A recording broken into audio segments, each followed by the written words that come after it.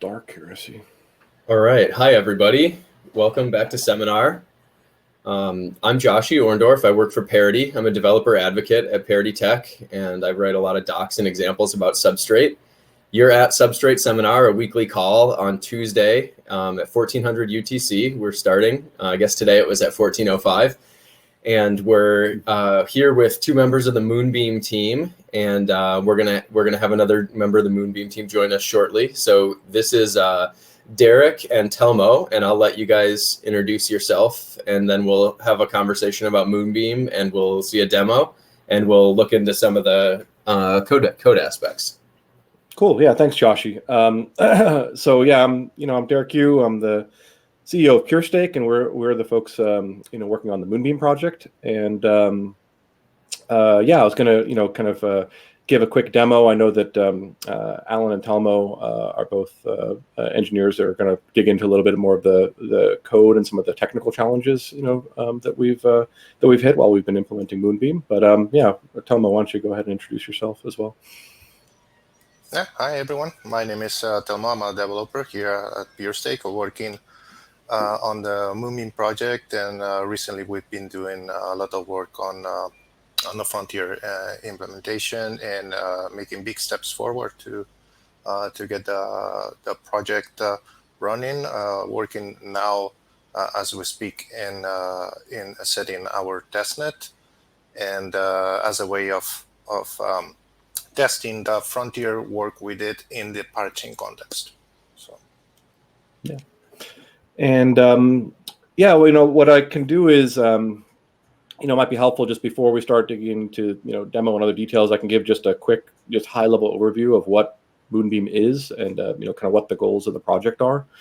Really the idea is that we want to create as close as we can make it to an Ethereum compatible environment, but implemented in Substrate and running as a parachain.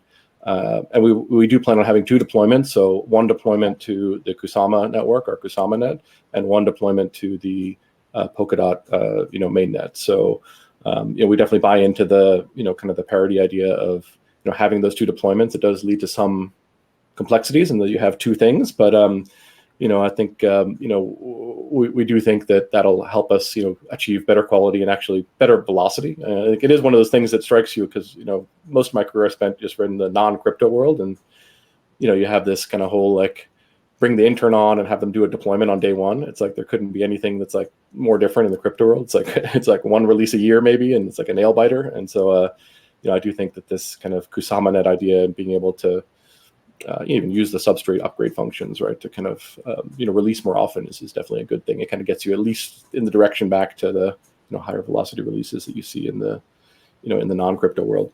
So yeah, just on the project side, this Ethereum compatibility. First question sometimes we get is why smart contracts, and I think the answer there is that for a lot of projects, using Substrate to build your own runtime, your own parachain, your own parathread is a thing that makes sense. You need full control. You need, to be able to optimize the whole environment, to specifically to whatever your application needs. For other folks, a smart contract backend makes more sense, right? It's definitely simpler, right? And you're kind of outsourcing a lot of those lower level details to just the platform itself. And so, we definitely think there's, a place for smart contracts, within, both Kusama and Polkadot ecosystems. And then, within that, we feel strongly about this Ethereum compatibility feature set, for a couple reasons. One is that, you kind of get this cool thing where you can take all of the existing Ethereum tools and, bring them over and use them on Polkadot. So that's definitely a cool thing, right? There's a lot of work that's gone into a lot of those tools. The other thing is, it kind of opens the door for us to have, a whole bunch of interesting conversations with existing projects, that are already deployed, particular ones that are deployed to Ethereum. And the idea is not hey, our thing is so much better, you should move over. That's kind of a pretty tired, old narrative, I think, that is out there. This kind of whole ETH killer thing, we kind of have a violent reaction to. That's not how we see things. It's more of a, how can we kind of complement and extend these existing deployments? For a lot of the projects we're talking to, they're, they have existing deployments on Ethereum that aren't going anywhere anytime soon, that are serving critical functions. They're composing with other projects on there. They're like accessing liquidity if they're in the DeFi space. So the idea is more around like, well, no, like leave all that. That's great, but there are other things that are challenging on ETH layer 1, particularly like related to end user facing functions, with gas fees, rising.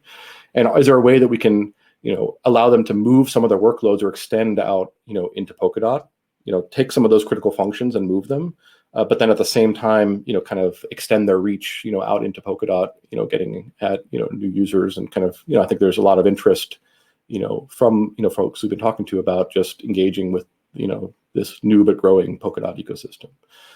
So that's, that's kind of the high level concept. And, instead of slides or anything, what I thought I'd do is I'd just start by just getting a quick, just demo so you can kind of see some of the progress you've made. So let me go ahead and do that. I'm just going to share my screen here. Let's just do our entire screen.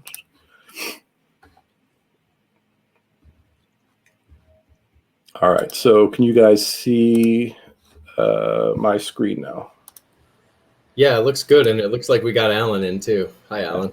Cool. Hey guys. Hey, Alan. All right, so let me do this. I'm just going to start our Substrate, our Moonbeam node here. So let me just fire this up. Let's see, and what I'm going to do is let's just make sure that we're clean. And this is basically just a chain running in. Oops, that was not right. Just like this. Then let's just fire up this like substrate-based chain. You can see that this Moonbeam node is just a regular substrate node. It has all the kind of usual output. You see blocks starting to get produced. Just running in dev mode here on my computer.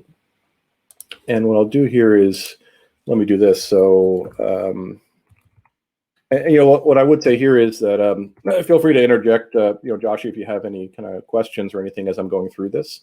Definitely kind of like the spirit of the informal kind of seminar kind of style approach here.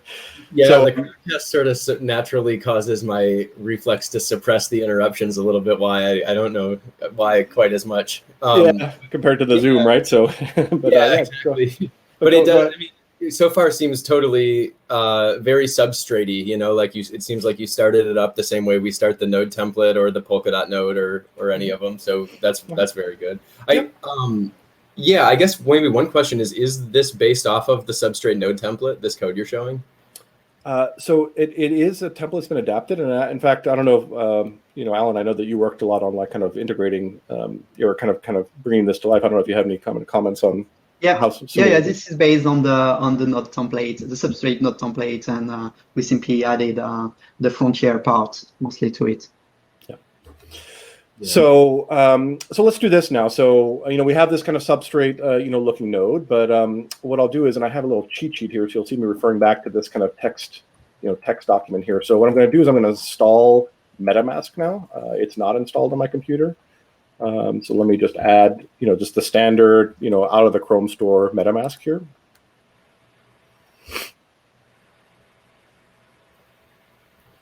Okay. Sure, let's get started and let's see, let's create a wallet. That's fine. Password here.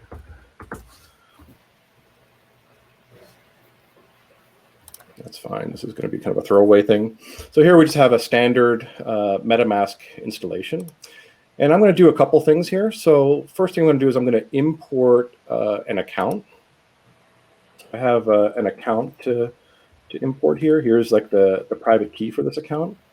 And I'm just going to import it. So now you can see I have two accounts. I have this base account that got created when I installed MetaMask. I have the second account that I had the secret for. And a couple other things I'm going to do here now. So in MetaMask, let's go to settings and advanced. I'm going to show these advanced gas controls. There are a couple instances where I'm going to supply kind of a gas value in the demonstration. And then we're also going to go to networks here. So what I'm going to do is I'm going to add a network. And let's just call this Moonbeam Dev. And so here's the trick. So if I look here in my cheat sheet, see this 127.0.0.1.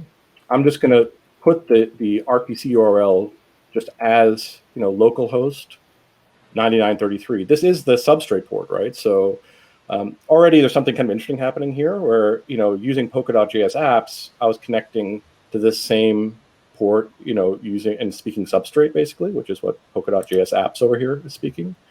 But here I'm basically configuring MetaMask to connect to the same port. And so this is part of the, kind of the cool things that come along with, some of this Ethereum compatibility work. Our chain ID is 43. That's just something that we've coded in. And let's just save this. Yeah, so Derek, maybe I can just try to appreciate all that you've shown already. Because I mean, I know you're sort of in the setup phase of your demo, but already like the tools you're using kind of tells a pretty remarkable story. Because like, at first I said like, oh yeah, it looks pretty much like any substrate chain, both in terms of the logs and looking at it in Polkadot.js apps. And so now you've sort of whipped out MetaMask, which is a straight up Ethereum world tool, like I use it when I'm using just regular old Ethereum. And it's letting us select networks here, just almost exactly like how Polkadot.js apps would let us choose like Polkadot MainNet or, Kusama or like your local substrate, like, there's a couple others of them in there. And then you're giving it, MetaMask is asking us to choose an Ethereum network, and you're now giving it a substrate chain, and I guess it's gonna work seamlessly. But this is like a real win already, because those Ethereum and substrate are not built identically. So I'm sure there was a lot of like, I don't know if you'd call it like translation or compatibility work in there to make that seamless. Yeah, I think the key trick is that it's kind of this like the implementation of the Web3 RPCs in Substrate. So that's something that we recently did work on, and actually we got a grant from the Web3 Foundation to do some of this work. And so the idea is that now in Substrate or in as part of Frontier and also in Moonbeam, there's basically this layer that can speak the regular Web3 RPC, which is kind of what tools like MetaMask, that's how they speak basically, right? Yeah. And so if you look here now, so let's close this. So now this imported account I have is one of our Genesis accounts, like in the chain. And you can see here that it has like this balance already, right? So we're connected to Moonbeam Dev, that's the local substrate-based node. But MetaMask is seeing this balance, for this account, in here, right? So this is something that's coming from, from the node. And, we can do something like, let's say that we send. And remember when I set up MetaMask, I just created like an account, along with the installation. So account 2 was the one that I imported. Account 1 is the other account. And, I'll just do something like this, right? So let me do this, and I'll send. And, the way MetaMask works is you can, look here. It actually already kind of went, right? So this was 1, 2, 3, 4, 5, 6. Now it's 1, 2, 3, 3, 5, 6. You can see 100 ETH was sent kind of between my imported account and the other account. You can flip over here. You can see here's the 100 ETH I just sent, on the other side, basically. Yeah. Yeah, cool. So these are the ETH that live on your Moonbeam chain that's running. That's right. I know you said you wanted to talk about this at some point, so I'll ask it now. But if now is not the right time, that's fine too. So go ahead. Like, what's the relationship between these ETH that we're looking at? I mean, obviously MetaMask is only going to know about the ETH, but like, what's the relationship between these ETH that live on your chain and like your native token? Or I guess the question is like, do you even have a native token? Like, does your Moonbeam chain have the balances pallet? And if so, how are they related? So there's a whole kind of more extended discussion that Alan's going to like lead after like the demo. But the short answer is that, I mean, right now I didn't change like the token name, so it just says ETH, but this would be our platform token, right? So it's going to be called Glimmer. When I set up MetaMask here, I didn't change it, but and basically there's a subtler point here, which Alan's going to talk about, which is that, when you use the EVM palette, like from Substrate, you get this kind of EVM state transition engine, but it has its own, by default, it kind of has its own storage and its own accounts and its own balances. So I think by default, if you kind of include this thing in your chain, you have the situation where you have, let's say you have Substrate accounts and balances via the balances module is one setup. And then you would have like the EVM and accounts inside of the EVM would be this like different type of account, right? An Ethereum kind of style account with its own storage and state. So that's kind of one of the efforts that we have underway right now is what we're calling unified accounts, which is our effort to basically unify those two different things so that they're just one thing. So you don't have these two different kinds of accounts, because we think it's kind of confusing to have two different accounts on the system, right? Because then people are going to get confused about which one is which, and say, where are my tokens? I thought I had this many, and they're looking at the wrong balance. Or that's right. Or at worst, even if you still have more steps to kind of transfer back and forth between the two. If you want to use them in Ethereum land, or if you want to use them in Substrate land, we feel like that's kind of not that great a user experience, because you might need them to perform some function like within the EVM, but then you might also want to stake them or use them in governance, and then you'll have to kind of choose one or the other. So this is part of what we're doing. But I don't want to steal Alan's thunder. That's kind of part of what's coming here. Yeah, cool. Like maybe I'll just ask one more little tiny bit about that, because I agree we don't want to steal Alan's thunder. If you query the balance in Polkadot.js apps, does it also show like these same 1, 2, 3, 3? Yeah, so I'm gonna do a little demo about that and really exactly show your question. Cool. I'm excited. Yeah. Okay. So let me keep going here. So what I'll do is this. So let me do something else here. So let's fire up Remix. So Remix, most of you are probably familiar, is one of the heavily used IDEs for building for creating Solidity-based smart contracts. Solidity being kind of the main programming language for creating Ethereum compatible smart contracts. And so I have a contract that I was working with earlier, and that's part of, actually we have some demo scenarios on our doc site that kind of describe this. So this is basically just an extremely simple ERC20 Solidity contract. It's based on. Let me just interrupt real quick. I was just going to shill your docs for a second, because like usually when I'm preparing for these, I have a fairly long back and forth, and you guys sent me the docs link, and I spent hours working, or not hours, but over an hour working through them, and they all work, and they take you through using Moonbeam, and it's a really nice experience. So congrats on that. That was really cool. Oh, no, sure. I appreciate that. I mean, I think, it's just part of, we're big believers in kind of creating this content, and that's the way that, we can attract, developers to kind of work on our chain, is kind of having, good docs and, helpful kind of tutorials, right? So, I know that, you're obviously quite involved in doing that for Substrate, a lot of the areas, and that's how we learned, right? So, yeah.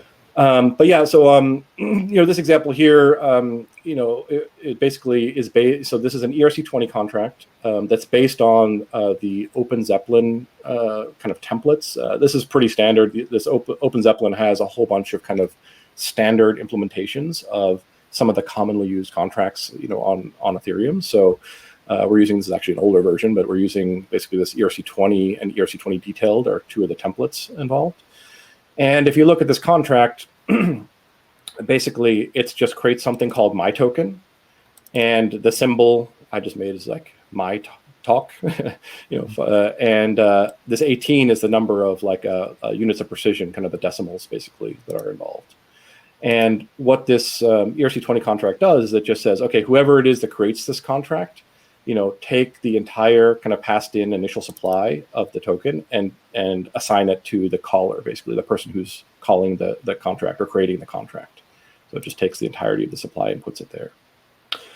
So this is just loaded into my browser right now, right? But what we'll do is let's just do this. I'm going to compile this contract. So hit the compile button, and you might see at the bottom it might be blocked, but it's pulling in these dependencies, these Open Zeppelin dependencies. And we have it compiled now. And so what I'll do now is I'll head over here to the deployment tab. And the one thing I'm going to change is I'm going to change here to this injected Web3. So this injected Web3 is basically going to use MetaMask to perform the deployment. MetaMask we just configured to connect to the local, Moonbeam dev node. So we can kind of let it use this account one. That's fine. And let's kind of connect this way. And so now Remix is kind of connecting through MetaMask to Moonbeam, and you can see here it detected even that this 100 Ether is basically in the account that we just selected to use. And so let me go back to my cheat sheet here. There's a couple more things that we need to do. So yeah, I have kind of a total supply number here. So this is actually 8 million, but it's 8 million followed by all these like 18 zeros basically. So it looks like a bigger number, but it's really just 8 billion. And the other value I'm going to need is this gas limit here. So let me go ahead and hit deploy on this. This will pull up MetaMask here. I'm going to override the gas here. I think we've actually, this is addressed in like in our like main, our main branch, but just this tutorials branch has an issue related to gas estimation. And so I'll hit confirm. And actually this is kind of in the way here, so you can't see the output down here. So let's see, I think that that deployed here. So basically here, if I like start interacting like with this contract has been deployed. Here's like the address of the contract. You can see here I'm kind of interrogating kind of the deployed contract. So I get back the name, the string, the number of decimals, the total supply should be this 8 million. We can do something like we can take the account up here that we deployed from. So let me copy that, and I can check what the balance is of that address. You can see that it has the full supply at this balance or at this address. That's the logic that we just talked about here. So that's your account one. That's the one you created when you started MetaMask. That's right. Mm-hmm. Okay. So yeah, so let's do this, right? So if I copy this now, let's head back to MetaMask, and what I'll do is, if I go to assets, let's add a token here, custom token, and I'm going to put the address I just copied. This is the deployed address of the contract that we just deployed. And you can see here that it kind of auto-populates, the symbol and the decimals. And so now I can see that account one has this 8 million of this ERC20 that we just deployed. Nice. And, we can take it further. So we're in account one now. So let's, send to account two. And let me just put like, again, this kind of gas thing. Let's put this as gas here. I don't know. Let's do 500 of these. Oops.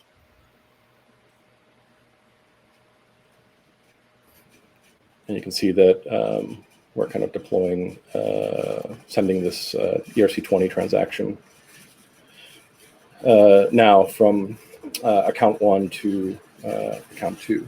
Oh, sorry, there's a fan that's just started here, so hopefully that's not too noisy. And you can see here that my balance has been lowered now by 500, and that's going to be in the other in the other side in account two now. So just to kind of check this. Oops, that's not the right thing. So go back to Remix. Let's kind of take this rest of the contract here. I'll put this here. See here that there's the 500 tokens are here basically in account two. So yeah, I think that I didn't want to kind of go too far with the demo, but I think that gives a sense of the kind of the functionality that we're after. And yeah, I wanted to kind of, I don't know if there's any questions, Joshy, you had on this, and I wanted to kind of give Alan a chance to kind of dig into some of the more technical details. But, this is the kind of thing we're striving for, is just that the tools, you can just point them over, and then, they'll work basically as expected. Yeah, it's pretty remarkable. I remember we had you guys on, I guess it's been a while at this point, a few months ago maybe, and, we had talked about what Moonbeam was going to be, and it was looking pretty nice already at that point, but it definitely didn't have this feature of like using all of your familiar Ethereum tools, and it seems like they just literally don't even know that anything like non-Ethereum is going on under the covers. So that's really cool. I like it. There are a couple of questions that came in on this ask a question thing, and I guess I also forgot to remind the audience that your questions are super welcome, and there is this ask a question button down at the bottom, so please use it. A few people knew and did ask. So the highest voted question is from my colleague Dan. Oh yeah, this is really relevant too. He says, will Moonbeam have a Rococo deployment? And so I know you were talking about doing it on Polkadot and Kusama, and so in case anybody in the audience doesn't know, Rococo is this. I guess it's basically a test net that's built with some of the almost latest Polkadot code, and it's one that's supporting parachains in a sort of what's the right way to say it? Like early development preview kind of way. Like we're not expecting it to become a long, like lived network or anything, but people are playing around with it. So I was curious if you guys have thought about that at all. Telmo, you want to answer that? I know that you're working on that, so I don't know if you want to answer. Or... Yeah, sure. Yeah, the first step we take into, first to answer the question, yes, definitely. We are very, very interested in testing the project in a real environment. The first step we take in to do that is to have these self-hosted Rococo testnet ourselves to make sure that meet the parachain we want to register, and that relay chain meets the requirements. And after we do extensive tests there, and we will proceed to ask for Rococo relay registration. Definitely. Yeah, I think part of our idea there was we kind of are planning on bypassing the regular Substrate standalone testnet and trying to go directly to a parachain-based testnet, because that's what the actual deployment is going to be. So we kind of felt that there was maybe more value in just trying to have the actual parachain testnet versus having the standalone Substrate testnet that's similar but not quite the same as whatever the final deployment was going to look like. Yeah, I was wondering about that too. I know you were running your dev chain there, so I assume that's using like Aura or Babe or something. But for the parachain, that consensus stuff sort of switches over and it basically uses Cumulus consensus instead. So I guess did you have a testnet with Aura or anything, or it's mostly been the --dev ones, and now that parachains are basically here or really close to here, that's when it's going more like real testnet kind of? Yeah, it's the latter. We're going to do the first real testnet will be as Telmo's describing, kind of a self-contained thing where we're going to run a little mini relay chain and also a test version of Moonbeam as a parachain connected to that relay chain, and so we'll have a self-contained mini Polkadot kind of thing that is just for Moonbeam to run as a parachain. Yeah, that's wonderful. I'm encouraging everybody who wants to be a parachain to start that way first, because it's a lot quicker to spin it up and spin it down and reset it and debug that way than to try to launch it on the live Rococo network. And then I dropped in the chat here just a second ago a link to substrate.dev/Cumulus workshop, and that'll walk, if anybody else wants to do the thing that the Moonbeam team is describing, where you sort of spin up your own little local relay chain, then that's sort of outlined there. So Telmo, do you want to share anything about your experience trying to work with parachains so far? Well, absolutely. I've been following the Cumulus project for a long time now. In the last quickly evolved, and it's very amazing work what Basti did from Parity did there recently. I also found very helpful I think you and Jimmy prepared a node, kind of this refactor structure for the Cumulus based Substrate project. I think it's in the Substrate dev GitHub. Yeah, maybe the parachain template, I think you're thinking of. Yeah, Ricardo mostly worked on that. Oh, yeah. I'm glad you found it useful. Thanks for sharing that. It's absolutely, because when this is pretty much the first thing you notice when you go to the Cumulus repo is that there's it's very twisted in the sense that you have to dig deep to find the actual parachain runtime implementation and this node definitely helps into that, and related to the parachain on the testnet. So we're doing the self-hosted try, because it's not only about getting the parachain running or trying how to register and checking that everything works fine, but also getting accustomed on how to deploy this in a real world, like the real scenario, right? So prepare also our DevOps team to make sure that they know about the parachain and what is the chain spec, how you use the relay chain spec to passing to the underlying node that is running on the parachain and all the stuff. And I also wanted to say that it's really amazing how how you can switch from a standalone, from a substrate-based standalone chain to a parachain with Cumulus. It's just a single line, right? If you ignore the fact that BAPE and is not really supported right now, but I believe it will be, right? It will be. That's right. Yeah. Yep. Yeah.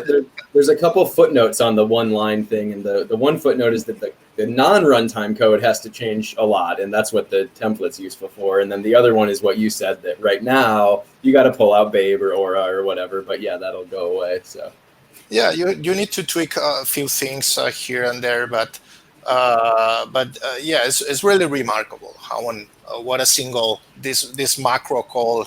Magic macro call makes you able to switch from standalone to parachain, and definitely the consensus, this milestone that is in the issues on Cumulus for BAPE consensus will expand like new horizons, right, for parachain development, because you can plan more sophisticated like reward system. You have more control of the authorship. Right now it's like I think it's the 101 of parachains, but yeah, really looking forward to that big change. Yeah, nice. Okay, cool. So we've got just a couple more questions here, and let's see. The top one right now is: will deployment with Truffle require your current private key provider solution in the future? Can you dig a little on the reasons? I don't know if you guys have context for that one. So we did implement like our own provider, like within Truffle. Alan, you might have better context on this, but I think there was like a reason for that, like, and I'm not remembering. Basically with Truffle, they already have the what they call the private key wallet provider already as a library, and it's also compatible with the generic one. But basically it's gonna use the same mechanism as you would do with Ethereum. So that's right, that with the Substrate node, we don't store the private key in it. So you would have to send a signed transaction, but there are already providers existing, and they are compatible with Moonbeam. There was one other thing though, wasn't there, Alan? I feel like there was a compatibility thing we hit, but then we fixed it maybe. Wasn't there something that the default provider...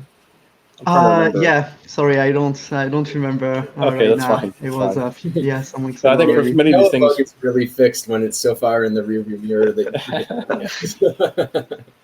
So I don't know if there are other questions, but I was going to say Alan, has. Well, I'll read the question and you can decide if you want to answer it now or later. So the last one we have right now is: does a user have to interact with Moonbeam using two plugins, MetaMask and Polkadot.js extension? Does Moonbeam use SR25519 for substrate balances, which MetaMask do not support? So I think you answered that a little bit in terms of you've unified the accounts. So there's not a separate, like, I don't know what balances pallet token or like native currency separate from the ETH.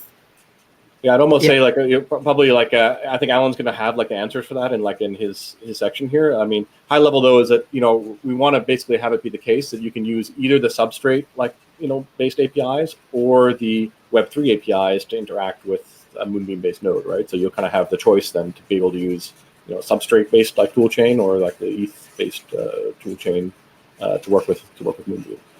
But yeah, I mean, I want you to go ahead because I think that some of the questions are kind of hinting at like the stuff that I know you were going to talk about. Yeah, everybody's excited to see what you're going to tell us. Okay, so let me share. Okay, I guess the size is right. So hi everyone, I'm Alan, and for those who don't know me, I'm leading the technical development of the Moonbeam project. So today I'm going to talk about two different topics. The first one is about the H160 account ID in Moonbeam and what we changed in our Substrate runtime to support it. And the second part will be dedicated to the test setup we put in place for the project Frontier, which can also be applied to other Substrate projects. So let's start with the H160 account ID support. With Moonbeam, we're trying to bring the Polkadot ecosystem to the Ethereum developers. And our focus is on the compatibility between our Moonbeam chain and the Ethereum one. This is why we put a lot of effort on the Frontier project, which allows to use the Ethereum virtual machine, aka the EVM with Substrate. But one of the big difference between Substrate account ID and the Ethereum one is the size of the address and the algorithm for the signatures. The Substrate account ID is a 256 bits, which is 32 bytes long, while Ethereum uses a 160 bits long address. So I'm going to show you the quick implementation of our account ID 20. So yes, let's start with the basics. So the account ID 20 is a structure of 20 bytes. And you only need a few functions in order to use it in Substrate. The first, and in my opinion, the most useful one is the from str, which will convert the hexadecimal string of your address into the count ID 20. And the rest of the traits to implement is not really useful, and mostly a copy of the original account ID. Yeah. In order to fully integrate it in Substrate, you would also need to implement the signature that goes with it. But I'd like first to focus on the Ethereum support of the account ID before. So to support the Ethereum compatible blocks and RPC, we need two modules. The first one is Frontier, which is the module providing the RPC and the block production and storage. And the other one is the Substrate EVM frame, which provide the Ethereum account management and the state function execution. Let's look into those. So if we go into the EVM module trait. So one of the recent change that we have introduced in the EVM frame is the support for the address mapping. It allows to use different addresses and even different address types between the Substrate account ID and the EVM address. Here, you can see the identity address mapping, which is what we also use for the account ID 20. It simply matches the H160 into an account ID. However, if you look at the hashed address mapping, it provides a way to convert the H160 address of the EVM into Substrate H256 account ID, which is the default size for the account ID in Substrate. All right, so let's go through a quick demo of that. So I'm gonna have two of those, and let me start the node first. Yes. Okay. So yeah, I'm adding few also properties. I think this is the first time we've seen the live demo on a Windows box at the seminar. Yeah, so I wanted to. I'm very excited. I wanted to do it. I usually, yeah, sometimes I do Linux or Windows, but I wanted to try on that. And on this one, I'm just going to go to our tools where I have my demos. And I'm a bit cheating because it's not the default PowerShell stuff. So let me open the demo. Okay, so our demo is simple. It's going to use the Web3 API. And at the same time, the Substrate API, the Polkadot.js. And here you can see that it's using the same URL for both. So basically, Frontier project adds the RPC methods to the existing RPC provider in Substrate. And there are some extra types definitions that are required by the Substrate SDK. Because we changed especially the H160 account ID. Okay, so from there, I'm just gonna take the Alice account, which is an account that contains some tokens, and we're gonna retrieve this account using the Substrate API, and then retrieve it with the Web3 API. And after that, we're gonna do a transfer So transfer will happen with the Ethereum SDK. So it will be Ethereum transaction. And then we're going to check again Alice account using the Substrate API and using the Ethereum API. So let's try our little demo. I hope you can see it. You tell me in case you don't have visibility. So yes, let's start first with one thing. It's complaining about the HTTP provider because in that example, I wanted to show you that I'm using the same address, but usually you would use the WebSocket one and it won't complain. The other part, as I explained, is that the Substrate RPC SDK is complaining that it doesn't know those new methods, which are the Ethereum ones. Because you can also call the Ethereum methods within the Substrate SDK and the other way around also. Okay, so let's look at Alice on Substrate and Ethereum, and now you can see that they both have the same amount of tokens.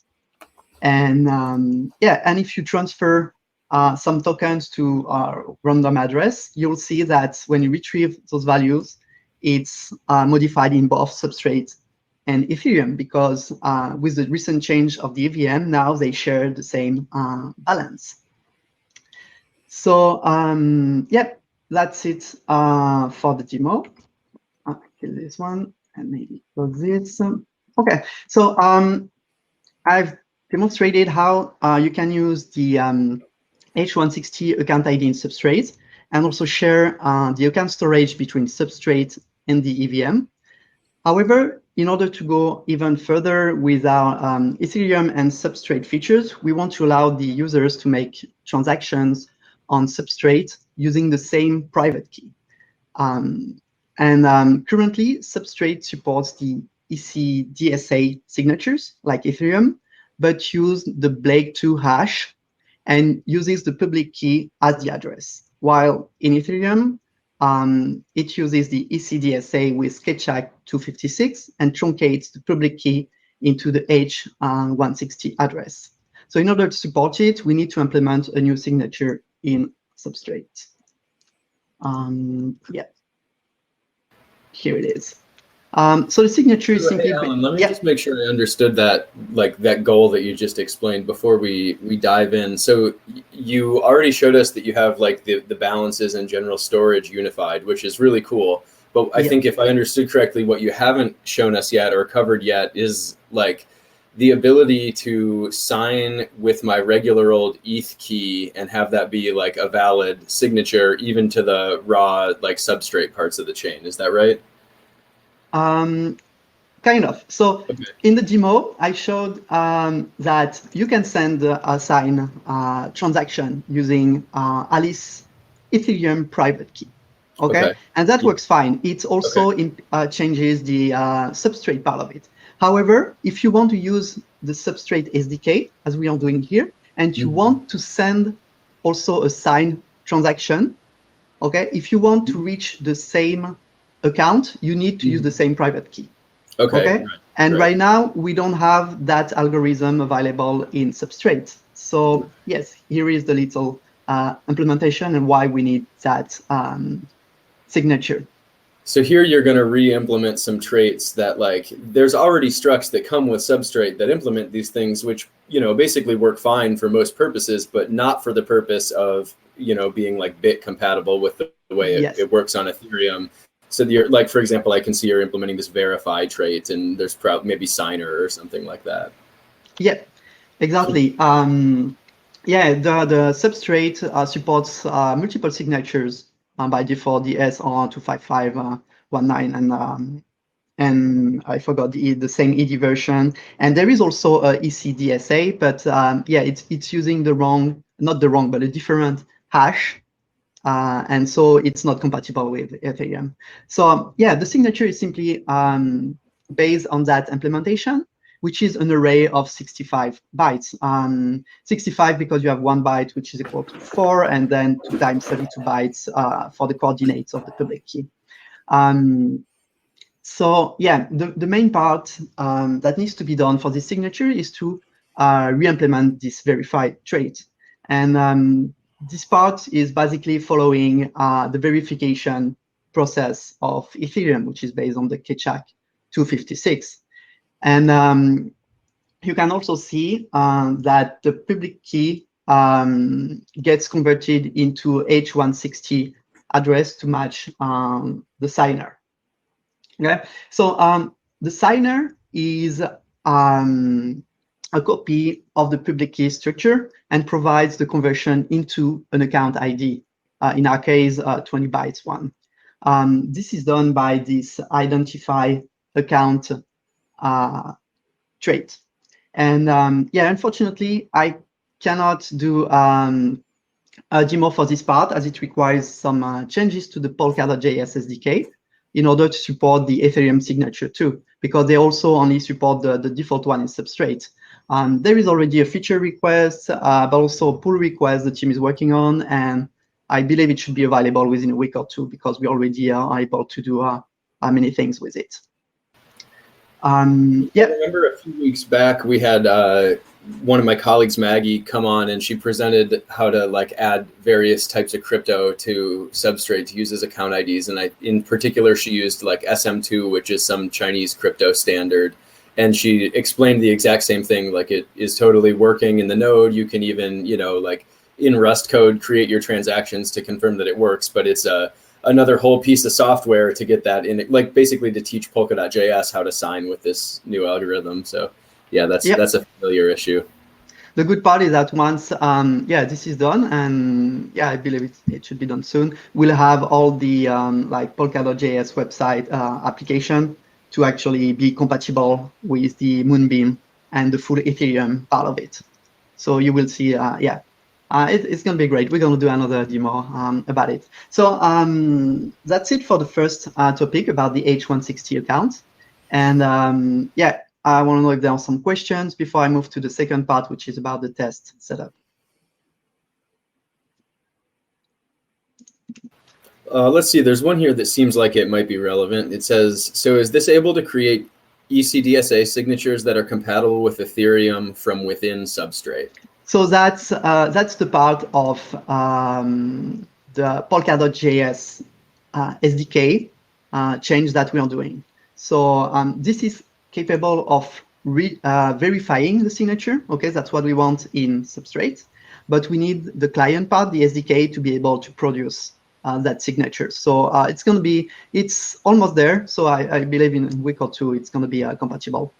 Yeah, I think that's an important distinction you drew too, that at least with user accounts, basically you want your node to be able to do the signature verification, but the like generating signatures happens somewhere else in like, the user's wallet or whether that's like a ledger or Polkadot.js or whatever it is.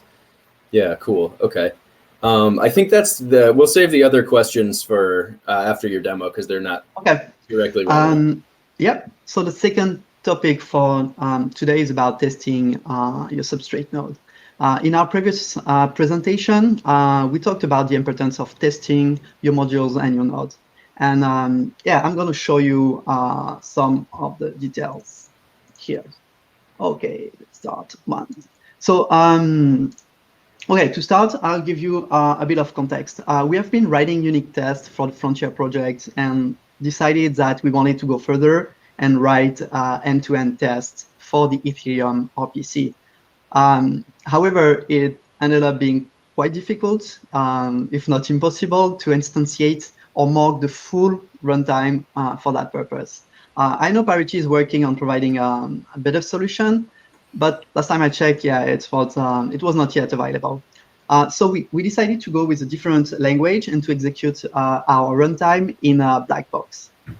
So we chose to write those in TypeScript as it allows more flexibility and is more developer friendly.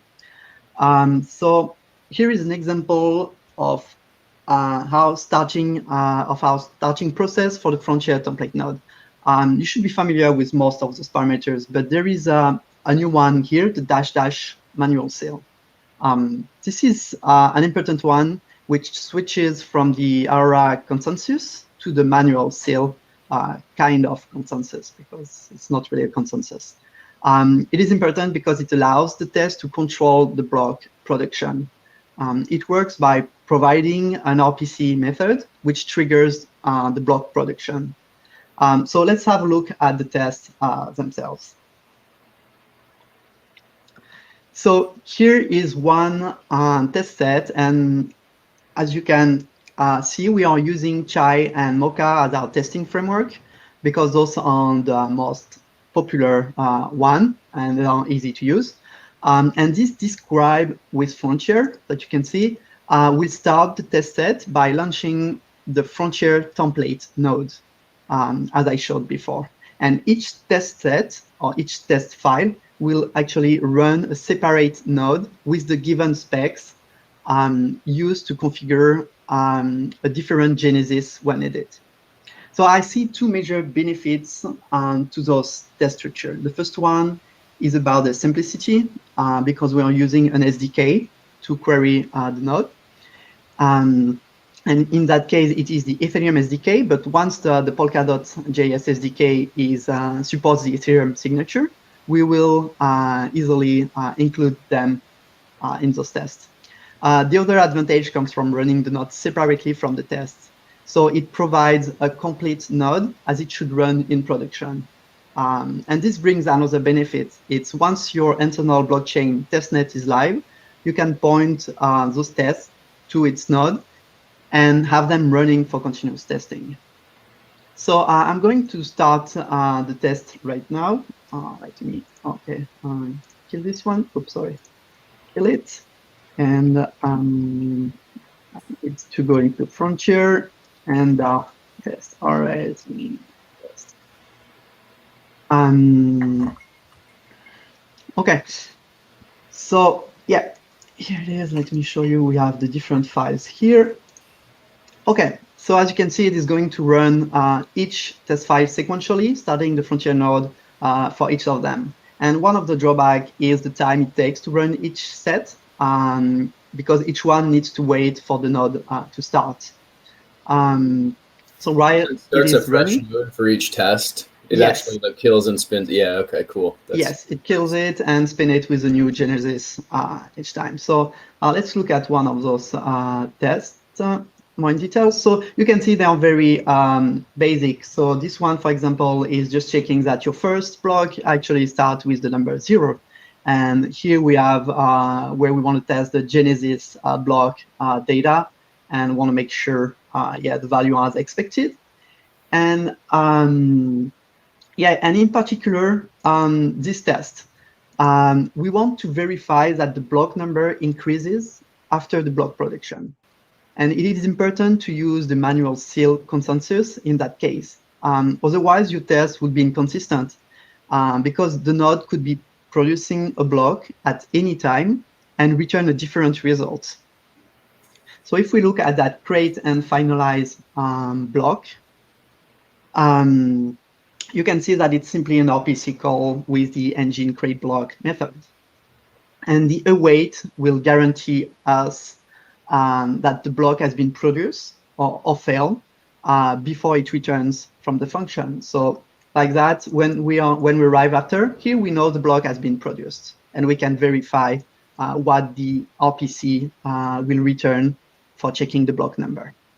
Okay, and yes, here are all the tests. Some are skipped because we're still working on those, but you can see each time the node has been restarted for the different sets and different parts that has been tested.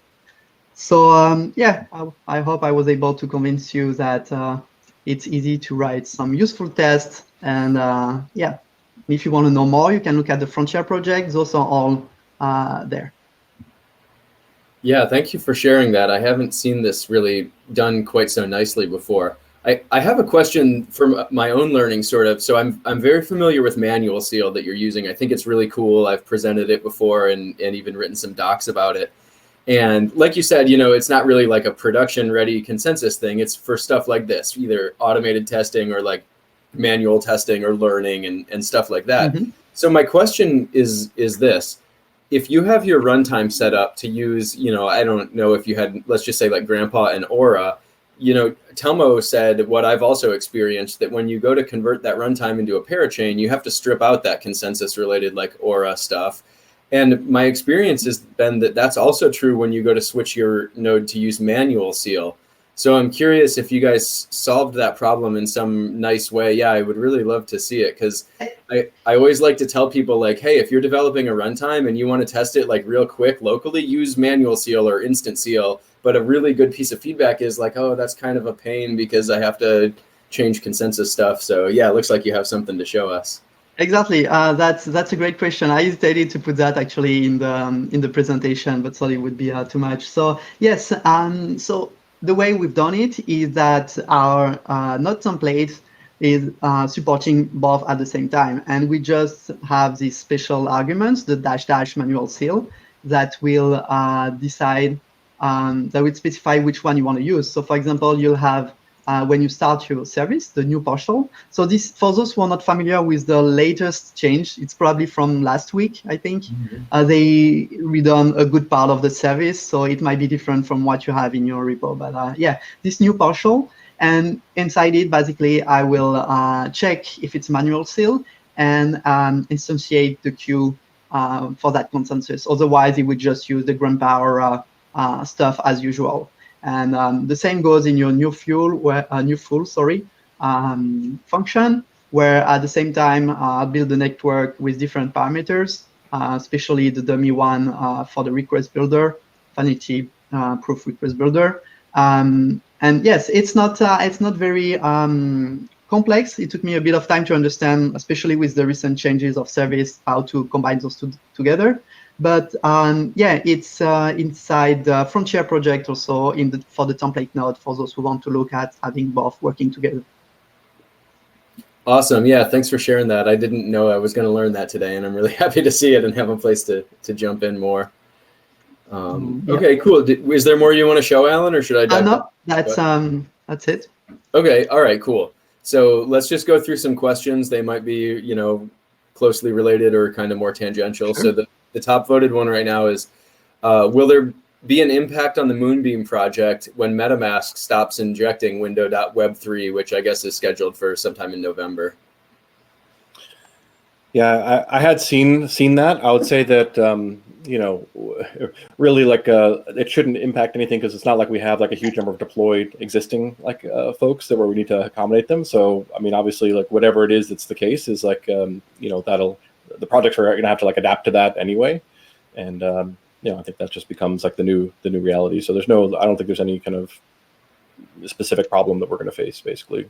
We need to just stay like current with both on the Ethereum side and like on the Substrate side, since we're trying to kind of be in between the two kind of thing, right? Yeah, it's like you guys decided that keeping up with Substrate was too easy, so you wanted to throw in keeping up with Ethereum too. Yeah, that makes sense. Okay, that's cool. And then this is one that I had asked. Can I use Moonbeam to run a node in like just a regular actual Ethereum network? Like if I wanted to spin up a MainNet node or a Rinkeby node, can I use Moonbeam, or is that outside the scope of the project? Yes. So if you want to be able to test Ethereum features, definitely we'll provide a Moonbeam standalone binary and also the Docker image if you want to have a full relay and everything. But yeah, and you should be able, that's our target, to be totally transparent, like you were to use like Ganache, for example, binary.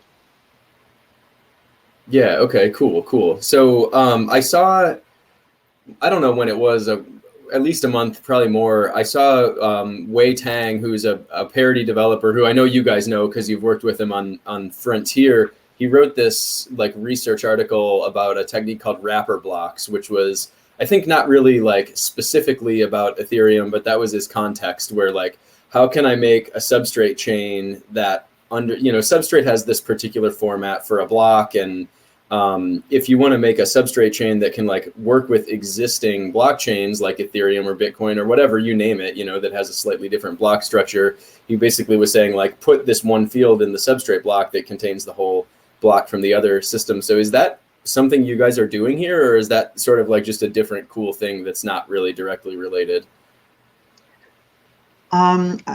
I believe that is something Wei was planning to do. I'm not sure if he integrated it yet in the EVM part. He's a very fast developer. He's doing an amazing job. So sometimes you just look at the code and see like, oh, this has been done already. So I will not say that is not yet part of it, but we had a discussion about it, and it was part of his plan on moving the EVM frame further. Yeah, okay. All right, cool. Good. That sounds good. And then I guess one more question that I'll throw out, and this, I'll ask it first in kind of a general sense and then maybe more specific. And I think this one's for Telmo. Like, I was just poking around your guys' repository, and, Substrate repos sort of have some similarities. And so the place that I started was just looking at what pallets are in your runtime. Now, we've, for sure talked about some of them. I guess probably the most important one, or a important one, is like the EVM pallet. But I also noticed you guys had this thing called like MB Session. And then there was another one called MB Core. And I just was curious if there's anything that we can sort of learn in general. I wondered if you guys were doing sort of like solving the same problem as frames like Sessions palette, but in a different way, or, if there's anything you want to say about that, just, answer that however you feel like.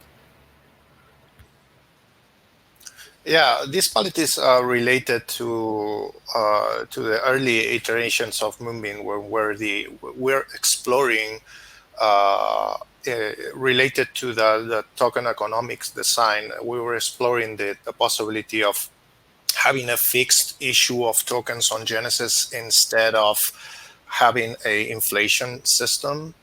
So right now with the pallet staking, so this MB Session name could be a bit misleading. It's very similar to the purpose of the pallet staking in Substrate. So the way that pallet staking mints the rewards is from the void. So because it's creating tokens to reward the block authors, you need some sort of economic correction to the value of the token, right? So there's this internal inflation constants that are defined on the runtime. We were wondering if we could we could have this fixed issuance on Genesis, and then look for a different approach on the nomination that we envisioned like something called endorsing, where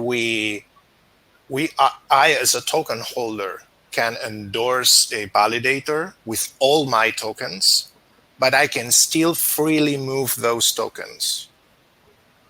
Right, so they're not locked. You're using them to signal support for that validator, but they're not like locked up or inaccessible. You can still spend them or something. Yeah, exactly. So in this palette, I can share my screen.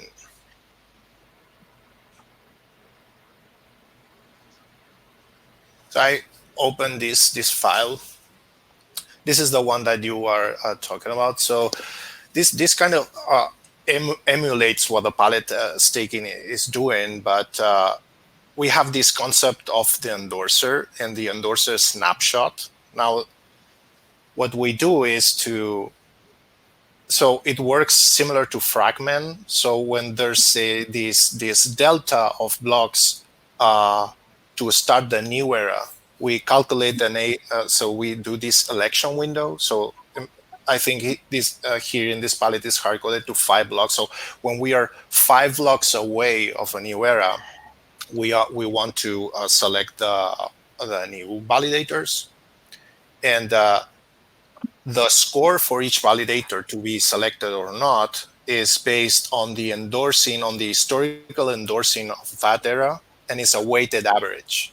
So due to the fact that I can move my tokens freely, I need to keep these snapshots of the total free balance of every endorser.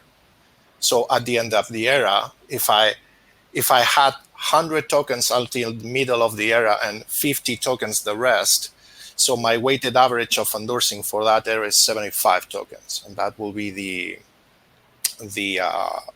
score for that validator. Mm-hmm. But anyways, this palette is not part of the runtime right now. Oh, I didn't notice that. It's not even in the runtime. Okay, cool. I would say this is like, there's a bunch of experiments we've run to figure out like kind of what the economic model is going to look like. So I think this is one of those experiments basically to. Well, I was going to say, as you were describing it, it sounds like just a cool economic research topic almost that's not like directly related to the Ethereum compatibility. Like it almost could be in, any chain or. No, it's Moonbeam specific. Oh, it is. Okay. Yeah, cool. Yeah. Okay. Yeah, that's great. Is there, anything else you guys want to say or share is totally welcome. And otherwise, we can just sort of open it up for questions from the audience. And I don't know if you guys have been at seminar since we did the new format. Basically, we end around 11, which is like now, and anyone can just ask questions like, hey, help me debug my own thing and sort of shift away from Moonbeam. So that's up to you guys. Do you want to switch or do you want to share anything? No, I think we've shared a bunch. Hopefully, people find it useful. If there's anything people could kind of glean from or use from our code base, we're happy about that. So just want to share. Yeah, awesome. Thank you so much for sharing, guys. I learned a ton today, and really nice demos too. Appreciate it. Thank you. Yeah, great.